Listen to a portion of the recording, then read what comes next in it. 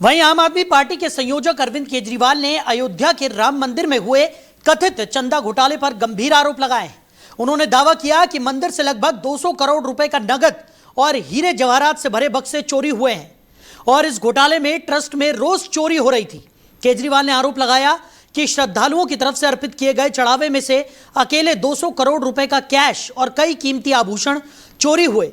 उन्होंने मंदिर ट्रस्ट के महासचिव चंपत राय पर पूर्ण नियंत्रण का आरोप लगाया और सवाल किया कि इतने बड़े मामले के बावजूद उन्हें पद से क्यों नहीं हटाया गया।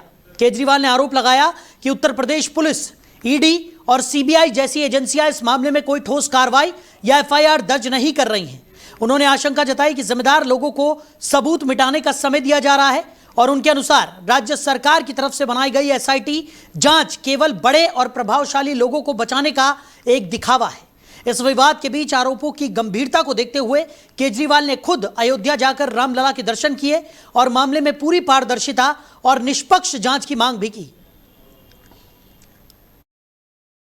सबकी सुख समृद्धि के लिए, स्वास्थ्य के लिए, सबके लिए हमने भगवान से प्रार्थना की।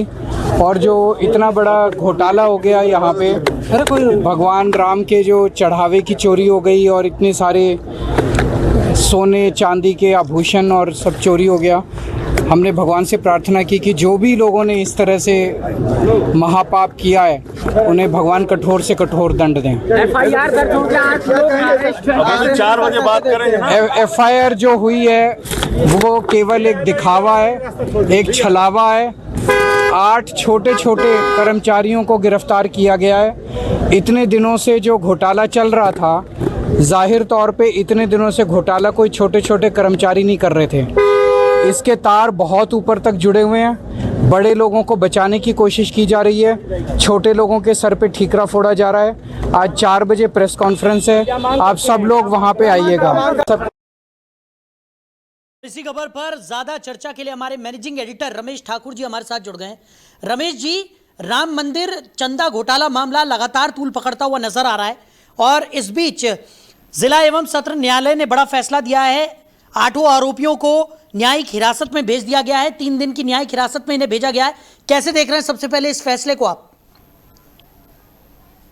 देखिए, ये समझिएगा, गनीमत ये है कि एसआईटी के बाद जो चीजें सब सामने आई, बंद लिफाफे में पेपर जब पहुंचे शासन के पास, उन्होंने फिर एफआईआर का फैसला लिया। लेकिन एफआईआर में जितने नाम हैं उन नामों पे तो ठीक है, लेकिन जो नाम शामिल होने चाहिए, जिनकी चर्चाएं पहले दिन से चल रही थी, जो बड़े बड़े लोग हैं, ट्रस्टी के अध्यक्ष हो गए, डिप्टी हो गए और इस तरीके के कई सारे, अनिल मिश्रा, चंपत राय, इस तरीके के नाम, उस सारे के नाम बचे हुए हैं, नहीं लिए गए हैं।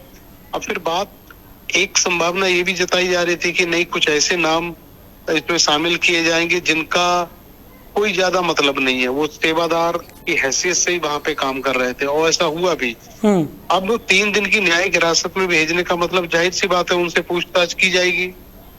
पुलिस अपने नजरिए से पूछेगी, कई सारी चीजें पूछी जाएंगी कि ये सब हुआ कैसे, कौन कौन शामिल था। तो बहरहाल जब एसआईटी बनी और एसआईटी के बाद में जिस तरीके से सब चीजें निकल के आई, तो ये संभावना तो जतने लगी थी कि वही लोग इसमें शामिल हैं जो इस ट्रस्ट से बड़े ओहदे पर बैठे हुए हैं और जो इसको संचालन करते हैं, जिनको दिशा निर्देश मिलता है, वो सारे हैं।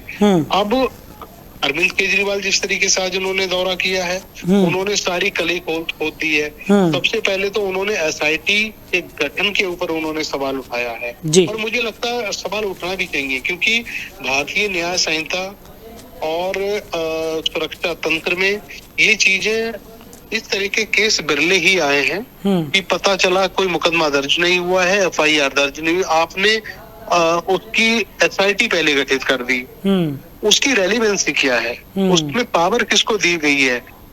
अक्सर क्या होता है कि जब बड़ी कोई एक घटना हो जाती है और उसकी शुरुआती जांच पुलिस करती है, बिल्कुल, पुलिस के हाथ से जब चीजें निकलती हुई दिखाई देती है तब एक एसआईटी गठित होती है। और एसआईटी में कौन लोग होते हैं, और उसमें पुलिस वाले तो होते नहीं है। या तो फिर कोई एक रिटायर्ड कोई जज हो, वो होता है, या फिर कोई ऐसा व्यक्ति जो उस घटना से कोई बिल्कुल वास्ता न रखता हो, बिल्कुल। ये सब चीजें हो, लेकिन वो सब चीजें हुई नहीं है जी। बिल्कुल। और कहीं ना कहीं केजरीवाल ने जिस तरीके के आरोप लगाए, उन्होंने साफ तौर पर कहा कि ट्रस्ट में रोज चोरी हुई है और ऐसा नहीं है कि एक आध बार किसी ने चोरी की हो और उसके बाद वो शांत बैठ गया हो, बल्कि उन्होंने साफ तौर पर कहा कि इसमें कई बड़े बड़े लोगों के नाम शामिल हैं और एसआईटी का गठन किया ही इसलिए गया है ताकि उन बड़े लोगों को यहाँ पर बचाया जा सके। तो कई गंभीर आरोप उन्होंने लगाए हैं, जिसके बाद अब कई तरह के सवाल यहाँ पर खड़े हो रहे हैं। और इस बीच वो खुद मंदिर दर्शनों के लिए भी पहुंचे थे, जहां पर उन्होंने रामलला के दर्शन भी किए। उसके बाद मीडिया से रूबरू होते हुए उन्होंने साफ तौर पर इस तरीके के बयान दिए कि कहीं ना कहीं बड़े लोगों की संलिप्तता इस पूरे मामले में है और यही वजह है कि एफआईआर दर्ज होने से पहले ही जांच एजेंसी गठित कर दी गई, एसआईटी का गठन कर दिया गया और उसकी जांच रिपोर्ट को भी गोपनीय यहां पर रखा गया है। नहीं, वो बिल्कुल सही कह रहे हैं। जिन पे उनको निशाना उठाना चाहिए, जिनके नाम लेना चाहिए, वो मुझे लगता है पूरा भारत उनके लिए कह रहा है। इवन भारतीय जनता पार्टी खुद बड़े नेताओं के बयान आ चुके हैं, वो खुद ये कह रहे हैं कि नहीं, इसमें घाल-घपला तो हुआ है और किन्होंने किया उनका भी नाम बिल्कुल सार्वजनिक हो रहा है। अब क्या है, एफआईआर दर्ज में चंपत राय का नाम पहले अक्षरों में होना चाहिए था और दूसरा नाम जैसे टिंकू है जो उनके ड्राइवर हुआ करते थे, सेवादार हुआ करते थे, उसके बाद में उनका भी नाम बिल्कुल नीचे डाला गया। ठीक है, नीचे ऊपर हो जाता है लेकिन एफआईआर में है, गनीमत है, समझो एफआईआर में उनका नाम है। अब साहिल जी, जो चीजें निकल के आ रही हैं, जो लोकल रिपोर्टरों से हम लोग बात कर रहे हैं और वहाँ के स्थानीय लोग जो बता रहे हैं, ये जितने पात्र हैं इस पूरे एपिसोड से जुड़े हुए हैं, इनकी प्राण प्रतिष्ठा जब राम मंदिर की हुई उससे पहले की संपत्ति और टिल आज तक की संपत्ति में जब वो देखते हैं तो खासा जमीन से लेके आसमान तक का बड़ा अंतर उनको दिखाई देता है। बिल्कुल। जिसके पास पता चला 2 एकड़ जमीन थी, उसकी 70 एकड़ जमीन हो गई। जिसके पास कोई फ्लैट नहीं था, उसके 10-10 फ्लैट हो गए। जिसने कभी कोई कंपनी नहीं देखी, उसके 10-10 कंपनियों में शेयर लगे हुए हैं।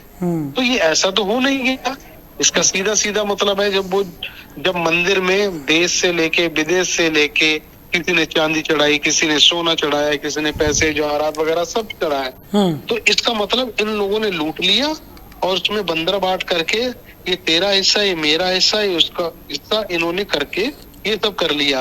और इस समय अगर आप देखो अयोध्या के आजू बाजू इस समय जमीन बहुत बुरी तरीके से खरीदी जा रही है, खरीद फरोख्त बहुत ज्यादा हो रही है क्योंकि टूरिज्म हब इतना बड़ा हो गया है, धार्मिक स्थल, क्योंकि वहाँ पूरी दुनिया के लोग वहाँ पे आ रहे हैं। होटल्स की जरूरत पड़ रही है वहाँ पे और वहाँ खान पीन के ढाबों की जरूरत पड़ रही है, गेस्ट हाउस की जरूरत पड़ रही है, रहने के दूसरे इंतजामात की जरूरत पड़ रही है।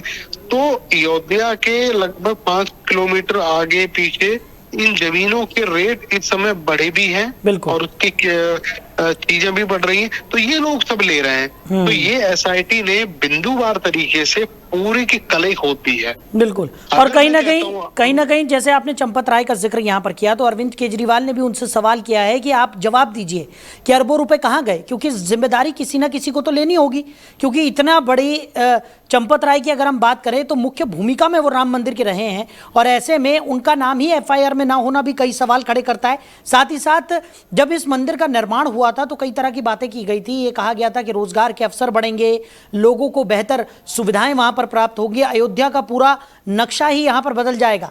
लेकिन इस तरीके की चीजें निकलकर सामने आएंगी इस मंदिर निर्माण के बाद, ये किसी ने नहीं सोचा था, जिससे जो सनातन धर्म है उसकी आस्था पर एक बड़ी चोट के रूप में अब इसे देखा जा रहा है, क्योंकि करोड़ों लोगों ने अपनी श्रद्धा से चंदा यहाँ पर दिया था और उसके बाद जब इस तरीके की चीजें निकलकर सामने आती हैं तो कहीं ना कहीं उन सभी करोड़ों लोगों की आस्था पर भारी प्रतिघात यहाँ पर किया गया है।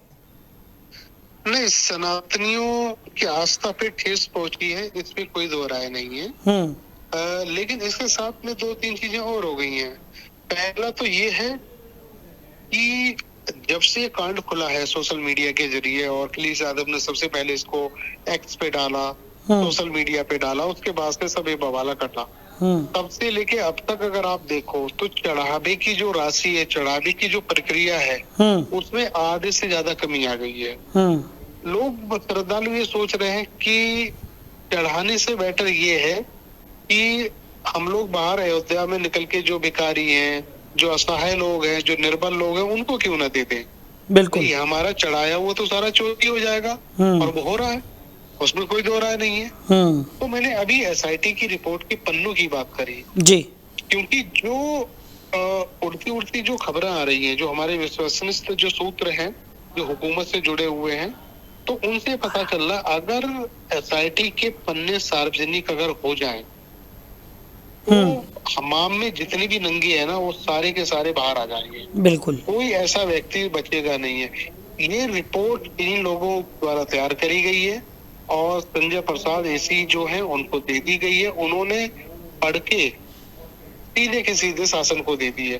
अब 2-3 दिन तक इतना मंथन हुआ है, रात में भी दिन में भी। मतलब वो कहते हैं कि सामने आग जल रही है और आग में हाथ डालने से सब लोग डर रहे हैं। तो बिल्कुल। यही कमोबेश यहाँ पे ये हो रहा था।